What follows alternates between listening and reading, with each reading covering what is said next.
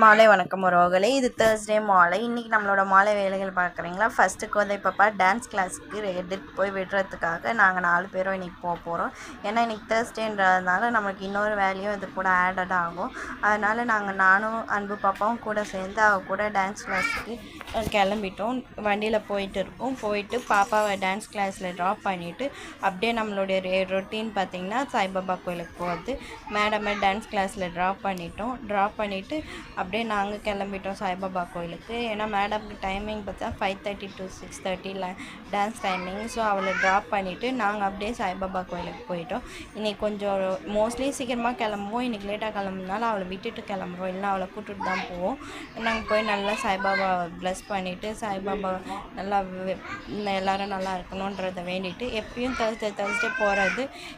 கோதையும் கூப்பிட்டு போவோம். இந்த வாட்டி கோதை வரல. ஸோ அதனால் நாங்கள் 3 பேர் வரைக்கும் போயிட்டு நல்லா சாய்பாபாவை கும்பிட்டு நாங்கள் நல்லா ரிட்டன் வந்துட்டோம்.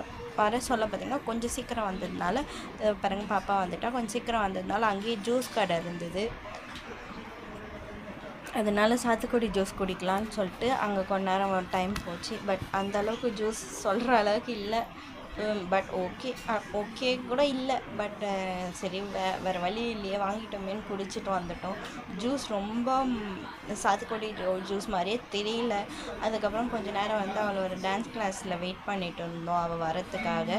அவங்களும் அவங்க அப்பாவும் அன்பும் அவங்க அப்பாவும் நின்றுட்டு இருக்காங்க பாருங்கள். அதுக்கப்புறம் 2 பேரும் சேர்ந்து விளையாடிட்டு இருந்தாங்க. அதுக்கப்புறம் அன்பு பாப்பாவை போய் அவங்க அப்பாவை கூப்பிட்டு சொன்னேன். அவள் கூப்பிட்டு வந்துட்டா. அந்த மாதிரி எவ்வளோ குஷியோடு வராங்க பாருங்கள் 2 பேரும். அதுக்கப்புறம் டான்ஸ் கிளாஸ் முடிச்சுட்டு நாங்கள் கிளம்பிட்டோம். சரி ரொம்ப நாள் ஆச்சு எங்கேயுமே சாப்பிட போகலாம் அப்படின்னு சொல்லிட்டு ஹஸ்பண்ட் கிட்டே கேட்டதுக்கு சரி போகலான்னு சொல்லிட்டு எப்பயுமே நாங்கள் போகிற ஸ்நாக்ஸ் ஸ்பாட் போயிட்டு மேடமுக்கு இப்போல்லாம் மஷ்ரூம் ரொம்ப பிடிக்குது. அதனால் மஷ்ரூம் வாங்கி கொடுத்துட்டோம். மஷ்ரூம்லேயே வந்து அவள் கொஞ்சம் டிஃப்ரெண்ட்டாக சாப்பிட்றா. இந்தம்மா பானிபூரி சாப்பிட்றாங்க. பூரியில் வந்து மஷ்ரூமும் சுண்டலும் போட்டு சாப்பிட்றா கோதை பாப்பா. ரொம்ப நல்லா இருந்தது. எனக்கு வந்து தைப்பூரி ஆர்டர் பண்ணியிருந்தேன். எனக்கு தைப்பூரி லாஸ்ட்டாக ஃபினிஷ் பண்ணிக்கலாம், ஏன்னா எனக்கு லிமிட்டாக தான் சாப்பிட்டேன். ஜூஸ் வேறு குடிச்சிருந்தாலும் தைப்பூரி மட்டும் சாப்பிட்டு பாருங்கள். சுண்டல் எடுத்து போடுறா பூரியிலே. அப்புறம் கொஞ்சம் மஷ்ரூம் எடுத்து போடுவா பாருங்கள். அவள் இந்த மாதிரி சாப்பிட்றது அவளுக்கு பிடிச்சி போச்சு. அது என்னன்றது தெரியல, அந்த மாதிரி சாப்பிட்றது அவளுக்கு பிடிச்சிது.